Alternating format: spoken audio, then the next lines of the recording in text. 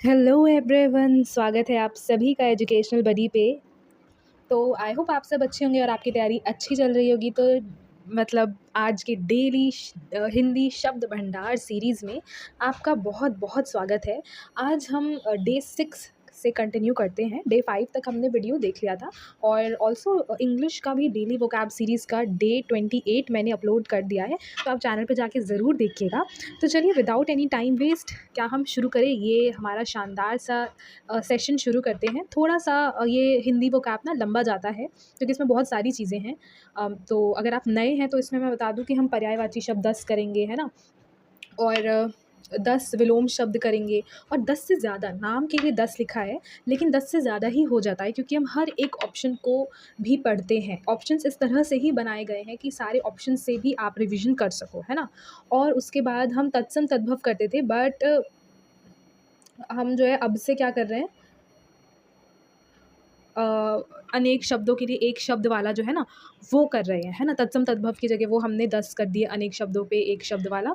और 5 मुहावरे, 5 लोकोक्तियाँ, और लास्ट में जैसे हम इंग्लिश में करते हैं डेली वोकैब सीरीज़ में क्या करते हैं, रैपिड फायर रिकैप एक दिन पहले का, तो वो होगा। ठीक है, चलो विदाउट एनी फर्दर डिले हम स्टार्ट करते हैं आज का पहला सेक्शन 1 से। आज का जो पहला शब्द है वो है तिमिर। पहला जो सवाल है वो क्या है, तिमिर। तिमिर किसका पर्यायवाची है? सो तिमिर जो है वो किसका पर्यायवाची है, बताइए। एक मिनट मैं चेंज कर लूँ थोड़ा सा। हाँ, तो ये है पर्यायवाची अंधकार का। किसका है? अंधकार का। जस्ट अ मिनट, ब्राइटनेस ना इशू। हाँ देखो अब बेटर है। चलो, तो तिमिर किसका पर्यायवाची है? अंधकार का। अंधकार मतलब तिमिर, तिमिर मतलब अंधकार या घना अंधेरा, है ना। बाकी ऑप्शंस देख लेते हैं। प्रकाश, प्रकाश का पर्यायवाची हो जाएगा ज्योति, रोशनी, दीप्ति। संध्या का साय, सांझ, गोधुली। रात्रि का रात, निशा, रजनी, है ना। सेकंड सवाल है विपिन किसका पर्यायवाची है? तो विपिन जो है पर्यायवाची है वन का। किसका है? वन का। सो विपिन मतलब वन या जंगल। इसके अदर ऑप्शंस देख लेते हैं। पर्वत मतलब गिरी, शैल, नग। मरुस्थल, मरुस्थल मतलब मरुभूमि, मरु, रेगिस्तान, है ना, रेगिस्तान। उपवन, वाटिका, बाग, उद्यान। थर्ड क्वेश्चन है अम्बुधि। अम्बुधि किसका पर्यायवाची है? अम्बुधि जो है पर्यायवाची है समुद्र का। किसका है? समुद्र का। अम्बुधि मतलब होता है समुद्र। अम्बु का अर्थ क्या होता है वो आप ध्यान रख लो। अम्बु का अर्थ होता है जल और धी का अर्थ होता है धारण करने वाला। तो जो जल को धारण करते हैं उसको क्या बोलते हैं? समुद्र बोलते हैं। बाकी ऑप्शन से एक बार देख लेते हैं। नदी, नदी का हो जाएगा पर्यायवाची सरिता, तटनी, तरंगिनी, है ना। वर्षा का हो जाएगा बारिश, वृष्टि, पर्जन्य। बादल का मेघ, घन, जलद, वारिद। चलिए फोर्थ क्वेश्चन है शशांक किसका पर्यायवाची है? शशांक किसका पर्यायवाची है? तो वो किसका पर्यायवाची है? सूर्य, तारा, आकाश, चंद्रमा। तो वो है चंद्रमा का पर्यायवाची, है ना। तो चंद्रमा के और कुछ प्रमुख पर्यायवाची देख लेते हैं। शशि, इंदु, सोम, सुधाकर, हिमांशु, निशाकर, शशांक, है ना। तो आप मुझे एक बात बताओ, हम डेली जब से हम ये हिंदी का वोकैब कर रहे हैं, एक भी दिन ऐसा नहीं होगा कि जब हमने चाँद चंद्रमा का पर्यायवाची ना किया हो। क्यों? हम क्वेश्चन में रिपीट नहीं कर रहे, लेकिन ऑप्शंस में वो इतनी बार आ चुके हैं कि हमारा कई बार रिवीजन हो जा रहा है, राइट। सो ये बहुत ही हेल्पफुल, बहुत ही फ़ायदे वाला वीडियो है। बिल्कुल भी इसमें आपका नुकसान नहीं होगा, है ना। रिवीजन उल्टा ज़्यादा हो जाएगा। सूर्य का देख लेते हैं। सूर्य का बाकी ऑप्शंस देख लेते हैं। सूर्य का हम सब जानते हैं रवि, भानु, दिनकर, आदित्य, दिवाकर, है ना। तारा का तारक, नक्षत्र। आकाश का नभ, गगन, व्योम, अंबर। अच्छा, तरंगिनी किसका पर्यायवाची है? तो वो है तरंगिनी, है ना। नदी का पर्यायवाची है। किसका है? नदी का पर्यायवाची है। Sorry, so sorry. हाँ, तो तरंगिनी नदी का है, लहरों वाली नदी, है ना। स्पेशली जो तरंगिनी, उसमें तरंगे हैं यानी लहरें हैं, तो वो तरंगिनी मतलब ऐसे लहरें हैं ना, तो वो नदी हो जाएगा। लहर का जस्ट मैंने, हाँ, लहर का हो जाएगा तरंग। Sorry, so sorry. लहर का हो जाएगा तरंग, उर्मी, हिलोर। और समुद्र का हो जाएगा सागर, सिंधु, रत्नाकर। वर्षा का हो जाएगा वृष्टि, बारिश और पर्जन्य। हमने अभी किया है ना, वृष्टि, बारिश, पर्जन्य। सिक्स्थ क्वेश्चन है ध्रुव। द्रुम किसका पर्यायवाची है? तो द्रुम जो है वो है वृक्ष का पर्यायवाची। अभी बहुत ही बेकार हालत हो रही है, लाइट कटी हुई है, फ़ैन ऑन है बट स्टिल बहुत गर्मी लग रही है, मच्छर काट रहे हैं, ऑल आउट नहीं चला सकती, मतलब यार। तो थोड़ा सा मैं डिस्टर्ब्ड हो रही हूँ, इसलिए शायद वो एनर्जी थोड़ा सा कम हो रहा है, but I trying to manage it. द्रुम का मतलब होता है वृक्ष। क्या होता है? वृक्ष यानी पेड़। ठीक है, द्रुम यानी पेड़। अच्छा, वृक्ष के और अगर हम कुछ पर्यायवाची देख लें, तरु, द्रुम, पादप, विटप, पेड़। अदर ऑप्शंस देखते हैं। फूल का पर्यायवाची हो जाएगा पुष्प, सुमन, प्रसून। पत्ता का पत्र, पर्णदल। फल का फल हो जाएगा सुफल। ओके, कुछ भी नहीं है, आगे बढ़ते हैं। अवनी, अवनी किसका पर्यायवाची है? अवनी, अवनी है पृथ्वी का। किसका पर्यायवाची है? अवनी पृथ्वी का पर्यायवाची है। चलो, पृथ्वी के और कुछ प्रमुख पर्यायवाची देख लें। धरा, पृथ्वी का है ना, धरा, धरती, वसुंधरा, वसुधा, अवनी, मेदिनी, मही। आकाश का हो जाएगा नभ, गगन, व्योम। जल का नीर, वारी, सलील, तोय। वायु का पवन, समीर, अनल, है ना। कृषाणु किसका पर्यायवाची है? कृषाणु जो है वो अग्नि का है पर्यायवाची। किसका है? अग्नि का है। कृषाणु किसका पर्यायवाची है? अग्नि का। चलो, अग्नि के कुछ और प्रमुख जो पर्यायवाची वो देख। अनल, पावक, वहीन, हुताशन, कृषाणु, ये सब किसका है? कृषाणु मतलब भी क्या होता है? अग्नि। बद बाकी अदर ऑप्शंस देख लेते हैं। सूर्य का रवि, भानु, आदित्य, दिनकर, दिवाकर, है ना। बिजली का विद्युत, दामिनी, तड़ित। धुआं का धूम, ध्रुम। ये ध्रुम है, ध्रुम नहीं है। द ध्रुम वाला तो हमने पेड़ वृक्ष पढ़ा था ना। सुधाकर किसका पर्यायवाची है? सूर्य, समुद्र या चंद्रमा या बादल। तो सुधाकर किसका है? चंद्रमा का है। किसका है? चंद्रमा का है। हाँ, अच्छा, सुधाकर मतलब अमृत उत्पन्न करने वाला। सो अमृत उत्पन्न करने वाला चंद्रमा। अरे यार, चलो। और सूर्य का हमने देख लिया अभी ऑप्शन में। दिनकर, दिवाकर, भास्कर भी बोलते हैं सूर्य को। समुद्र का हो जाएगा सागर। और क्या हो सकता है? सिंधु, उदधि, समुद्र का। और क्या हो सकता है? बादल का हो जाएगा मेघ, घन, पयोद। ओके, नेक्स्ट ऑप्शन पे, नेक्स्ट क्वेश्चन पे चलते हैं। क्वेश्चन नंबर 10 पे, पावक किसका है? ये अग्नि का है ना, पावक हमने पढ़ा है कई बार। सो पावक, अग्नि। अदर ऑप्शंस देख लेते हैं। जल, जल का नीर, सलील, वारी, जावा बोलते हैं ना। मैं वारी जावा, नीर, सलील, वारी। और वायु का हो जाएगा पवन, समीर, अनिल।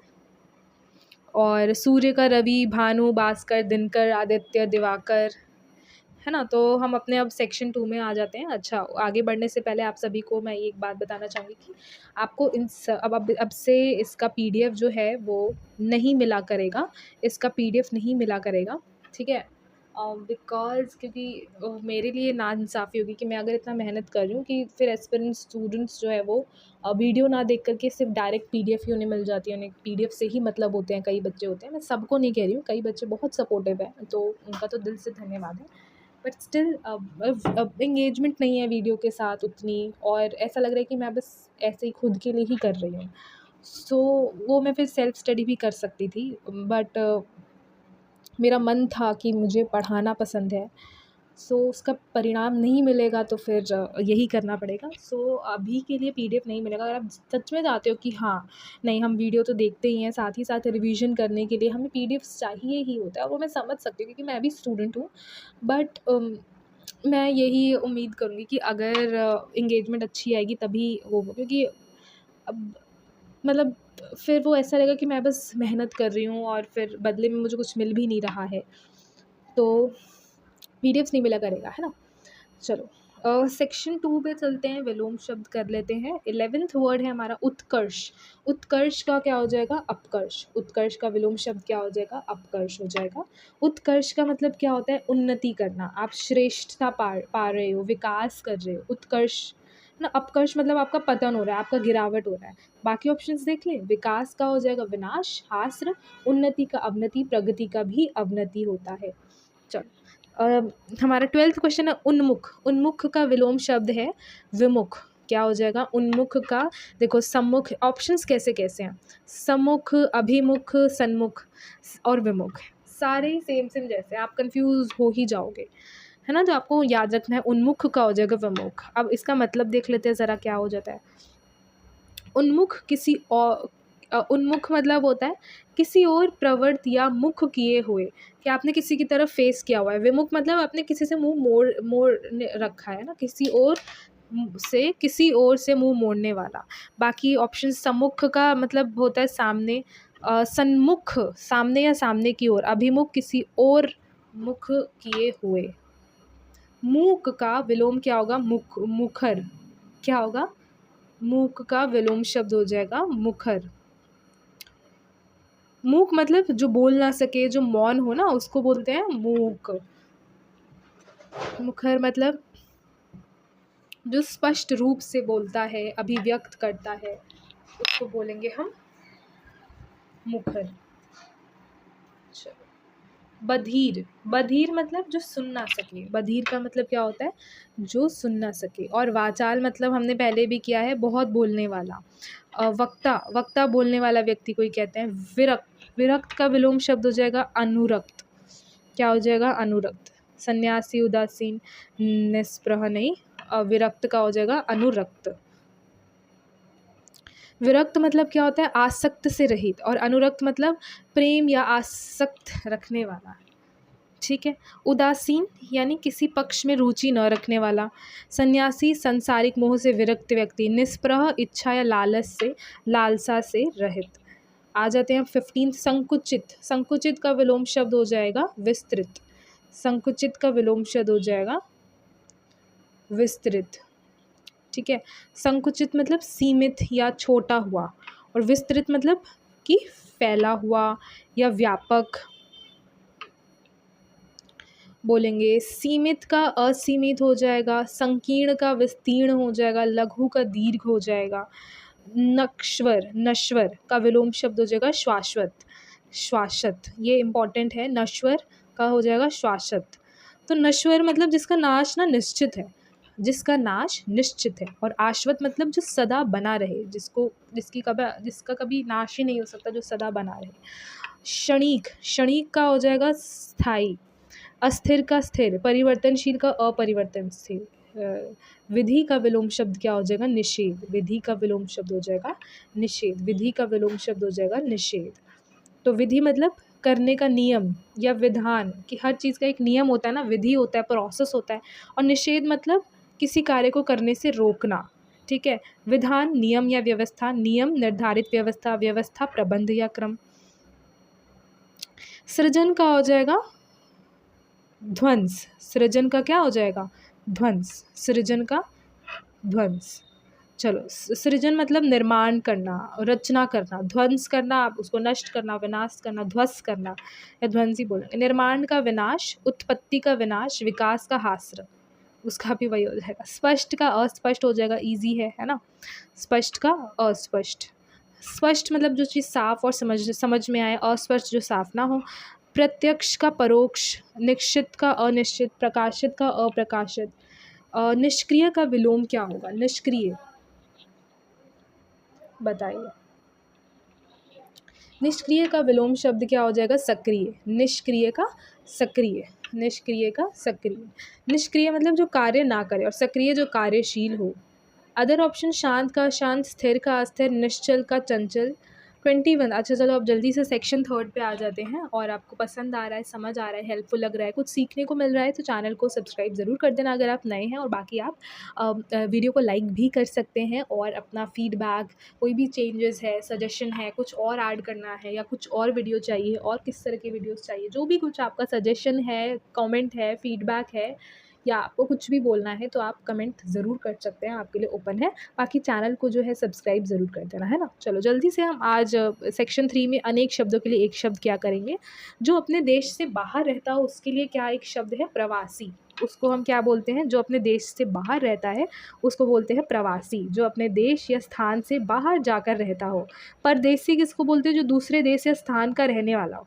देशांतरित, एक मिनट, हाँ, देशांतरित मतलब जो दूसरे देश या स्थान में भेजा या संस्थांतरित किया गया हो, ठीक है? जो दूसरे देश में भेजा गया हो उसको हम देशांतरित बोलेंगे।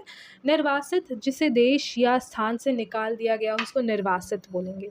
जो अपने देश को छोड़कर दूसरे देश में जाकर बस जाए उसके लिए शब्द है आप्रवासी। क्या है उसके लिए शब्द? आप्रवासी। ठीक है, जो दूसरे अपने देश को छोड़ के दूसरे देश में रहने लगे उसको क्या बोलेंगे? आप्रवासी। चलो बाकी ऑप्शंस देख लेते हैं। प्रवासी मतलब होता है अपने, प्रवासी मतलब होता है अपने स्थान देश से बाहर रहने वाला। पर्यटक, अच्छा एक मिनट, अरे यार, प्रवासी मतलब अपने स्थान देश से बाहर रहने वाला। आप्रवासी मतलब दूसरे देश से आकर किसी देश में बसने वाले व्यक्ति को हम आप्रवासी बोलेंगे। और प्रवासी जो अपने देश से बाहर रह रहा हो, और आप्रवासी जो दूसरे देश से आकर किसी और देश में जो है वो बस गया हो। पर्यटक घूमने की दृष्टि से जो उद्देश्य से जो यात्रा करते हैं, यात्री जो यात्रा करने वाले होते हैं।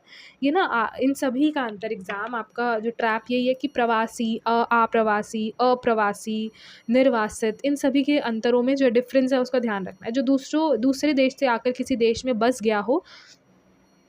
अच्छा sorry, I am so sorry guys, ये हमने अभी नहीं किया। हाँ, वही चीज़ रिपीट हो गया है ना, कोई बात नहीं, चलो वो क्वेश्चन रिपीट हो गया है, बाकी सब सेम ही है। यहाँ पे देख लो, परदेसी जो दूसरे देश स्थान का व्यक्ति हो। प्रव्रजित जिसने सांसारिक जीवन त्याग कर संन्यास ग्रहण कर लिया हो। चलो 24th पे आ जाते हैं। जो बिना बुलाए किसी स्थान पर आ जाए उसके लिए एक शब्द क्या है? अनाहूत। उसके लिए एक शब्द क्या है? अनाहूत। ठीक है, जो बिन बुलाए मेहमान जो आ जाते हैं ना, किसी स्थान पर आ जाते हैं, उसके लिए है अनाहूत। अनाहूत मतलब जिसे बुलाया ना गया हो वो है अनाहूत। अतिथि जिसके आने की तिथि निश्चित ना हो, है ना, जो मेहमान होते हैं। अभ्यागत मतलब जो आया हुआ व्यक्ति है, अतिथि है। आगुंतक जो बाहर से आया हुआ व्यक्ति है वो आगुंतक है। जिसका कोई निश्चित निवास स्थान ना हो उसके लिए एक शब्द क्या है? अनिकेत। क्या है? अनिकेत। जिसका कोई निश्चित, अनिकेत मतलब जिसका कोई निश्चित घर या निवास नहीं होता है उसको हम बोलते हैं अनिकेत। चलो बाकी ऑप्शन देख लेते हैं। घुमक्कर तो बहुत ज़्यादा घूमता रहता है। खाना बदोश मतलब जो स्थानीय निवास न रख कर स्थान पर घूमता है, अलग अलग जगह घूमता है। प्रवासी अपने स्थान से दूर रहने वाला। जो बहुत कम खर्च करता है उसके लिए एक शब्द क्या है? बताना। मितव्ययी। ठीक है, मितव्ययी मतलब सोच समझकर कम खर्च करने वाला। कृपण मतलब हमने कृपण देखा था पहले भी। कृपण मतलब जो धन खर्च करने में अत्यधिक संकोच करता है उसको क्या बोलते हैं? कृपण।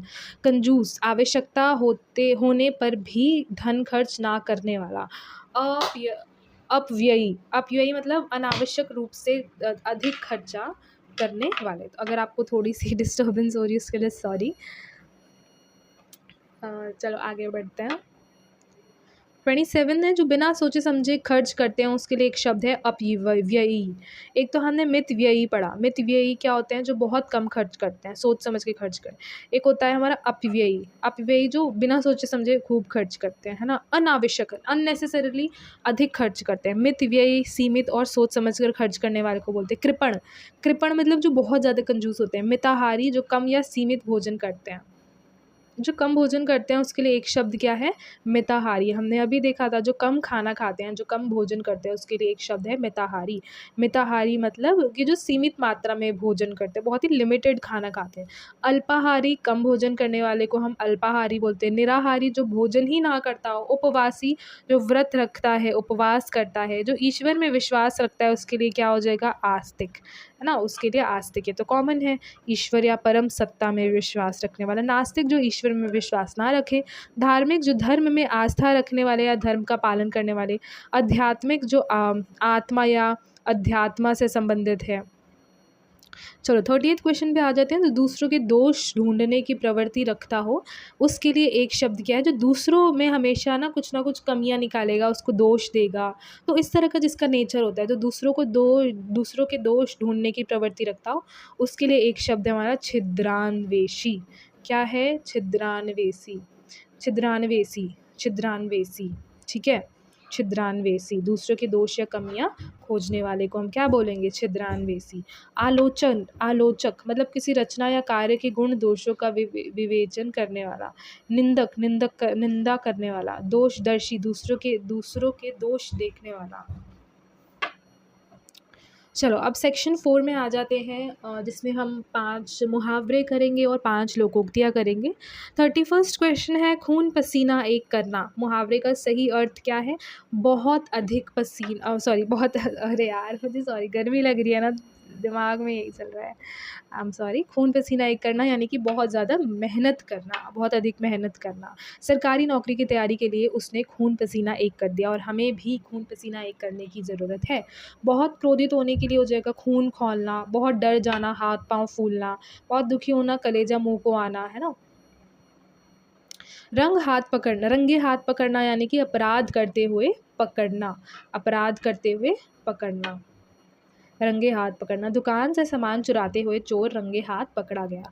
किसी को रंग लगाना में तो जगह रंग में भंग पड़ना एक अलग मुहावरा है। किसी की मदद करना, हाथ बटाना। अचानक मिल जाना, गले पड़ना, इसका अर्थ ही अलग है।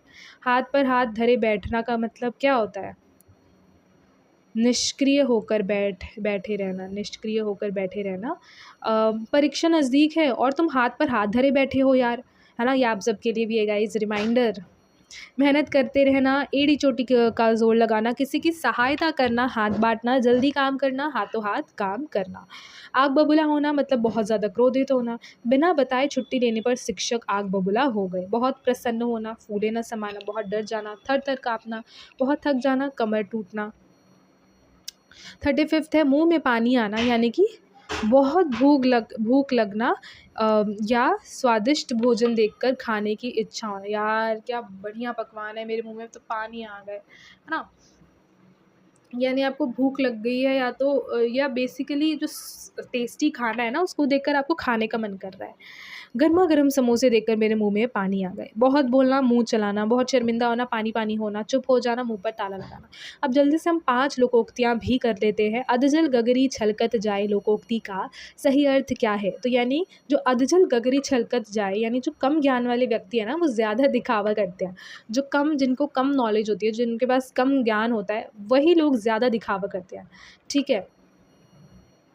क्योंकि जिनके पास सच में अच्छा ज्ञान होता है, सच में रियली में जो विद्वान होते हैं, जिनके पास नॉलेज होता है, ट्रू नॉलेज होता है, तो उनके अंदर बहुत पेशेंस होता है ना। वो कभी भी दिखावटी वो कभी भी दिखावट जैसा शो ऑफ नहीं करेंगे, क्योंकि उनके अंदर वो समझ, वो पेशेंस, वैसा माइंड डेवलप हो जाता है।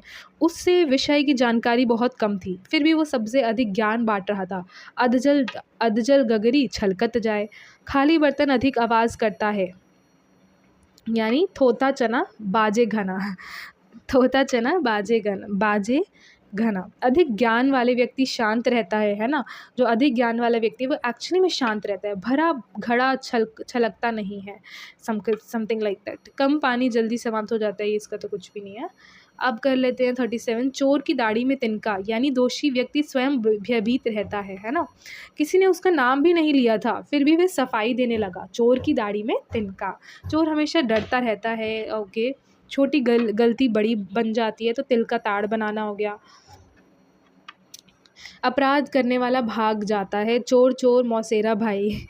एक अनार 100 बीमार यानी कि किसी वस्तु की मांग बहुत अधिक और उपलब्धता कम। मतलब कि यार डिमांड बहुत ज़्यादा है और वो अवेलेबल बहुत कम है ना। तो एक अनार 100 बीमार। अनार एक है, 100 लोग आ गए लेने के लिए। एक ही सरकारी पद के लिए हज़ारों उम्मीदवार आवेदन कर रहे हैं। एक अनार 100 बीमार, है ना। देखो ऐसा एग्जाम्पल दिया है ना कि आप भूल नहीं सकते हो, इतना रिलेटेबल कॉन्टेक्सचुअल एग्जाम्पल है ना। याद हो ही जाएगा, समझ आ ही जाएगा, ज़्यादा टाइम तक रिटेन करके रखोगे।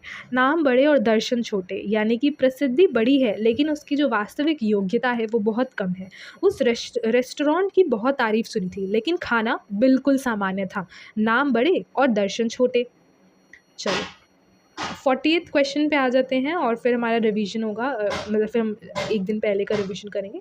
घर की मुर्गी दाल बराबर। घर की मुर्गी दाल बराबर मतलब कि घर की वस्तु या व्यक्ति का उचित मूल्य ना समझना, कि जो हमारे अपने लोग होते हैं ना, जो हमारे खुद के घर के लोग होते हैं, हम उनकी वैल्यू जो है वो कम, हम उनकी वैल्यू नहीं समझ पाते।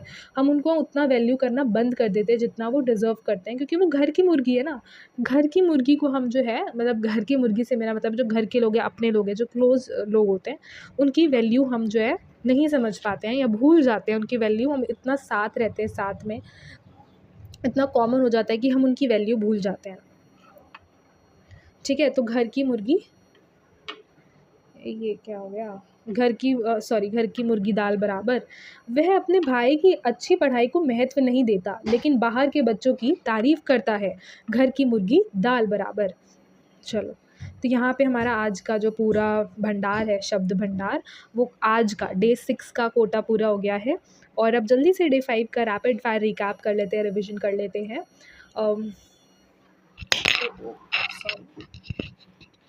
पंकज, पंकज का हो जाएगा कमल, नीरज, पर्यायवाची कर रहे हैं हम, सरोज, राजीव, अरविंद। दिवाकर, सूर्य, रवि, भानु, आदित्य, दिनकर, भास्कर। कानन मतलब वन, अरण्य, विपिन, अटवी, कांतार। तोय, जल, नीर, वारी, सलील, अम्बु, पय। पयोधर, बादल, मेघ, घन, जलद, नीरद, वारिद, पयोद। लोचन, आँख, नेत्र, नयन, चक्षु, दृग। वदन, मुख, मुँह, आनन, मुखड़ा। हुताशन, अग्नि, अनल, पावक, वहीन, कृषाणु। निशाचर, रात में विचरण करने वाला, रात्रिचर। उर, उर मतलब हृदय, हिय, दिल। विलोम शब्द कर लेते हैं। आस्तिक का हो जाएगा नास्तिक, आस्तिक का हो जाएगा नास्तिक। निंद का हो जाएगा प्रशंसनीय। आविर्भाव, तिरोभाव। आदर का अनादर, आदि का अंत। निरक्षर का साक्षर। बहिर्मुखी, अंतर्मुखी, सार्थक, निरर्थक। संयोग का वियोग, जय का पराजय। तत्सम तद्भव कर लेते हैं। नख मतलब नाखून, मुख मतलब मुंह, काष्ठ मतलब काठ, दंत मतलब दांत, अंगुष्ठ का अंगूठा, कर्ण का मतलब कान, पाद मतलब पाँव या पैर, नासिका मतलब नाक, कूप मतलब कुआं, घृत मतलब घी। चलो, अब जल्दी से हमारा जो है मुहावरे और लोकोक्तियाँ ख़त्म कर लेते हैं। नाको चने चबाना यानी बहुत कठिनाइयाँ में डालना। दांत खट्टे करना, बुरी तरह पराजित करना। आँखों में धूल झोंकना, धोखा देना। अभी तक नहीं आई। आसमान सिर पर उठाना, बहुत शोर मचाना। पानी पानी होना, बहुत लज्जित होना। लोकोक्तियाँ, अंधों में काना राजा यानी अयोग्य लोगों में थोड़ा योग्य व्यक्ति भी श्रेष्ठ माना जाता है। खोदा पहाड़ निकली चूहिया, बहुत प्रयास के बाद बहुत कम परिणाम मिलना। आम के आम, गुठलियों के दाम, एक ही काम से दोहरा लाभ होना। दूर की ढोल सुहाना यानी कि दूर की वस्तु या स्थिति अधिक अच्छी लगती है। जिसकी लाठी उसकी भैंस। शक्तिशाली व्यक्ति का अधिकार चलना। ठीक है, तो यहाँ पे हमारा जो है आज का कोटा पूरा होता है। So that's all for today. अगर आपको पसंद आया आज के इस 20, 25 या 30 मिनट के वीडियो में, जितना भी अगर आपने टाइम दिया है, आपको समझ आया है, कुछ भी अगर सीखने को मिला है, तो लाइक ज़रूर कर देना। ठीक है, बाकी अगर आप नए हैं तो सब्सक्राइब कर सकते हैं और कमेंट करके बताना कि आपको आज का सेशन कैसा लगा। और आपका कोई भी फीडबैक है, सजेशन है, वो आप दे सकते हैं कमेंट में। That's all for today. Also current affairs के वीडियोज़ मैंने अभी डाले हैं लगातार, वो इतने हेल्पफुल है ना कि आपको देखकर बहुत मज़ा आएगा। करंट अफेयर्स के वीडियो है ना, वो इतने ज़्यादा हेल्पफुल है। जो बिगिनर्स है ना, आपको जो नहीं समझ आ रहा है वो सबको समझाएगा। AI से मैंने जनरेट किया है। सो एक स्टूडेंट के पर्सपेक्टिव से मैंने जितना अच्छा है मैं बनाने की कोशिश की है। तो अब वो वीडियोस जाके ज़रूर देखिएगा, प्लेलिस्ट डिस्क्रिप्शन में डाल दूँगी करंट अफेयर्स का। और जो भी फीडबैक है, सजेशन है, वो ज़रूर देना, है ना। उससे और तो दैट्स ऑल फॉर टुडे। मिलते हैं अब नेक्स्ट डे, तब तक के लिए कीप स्टडिंग।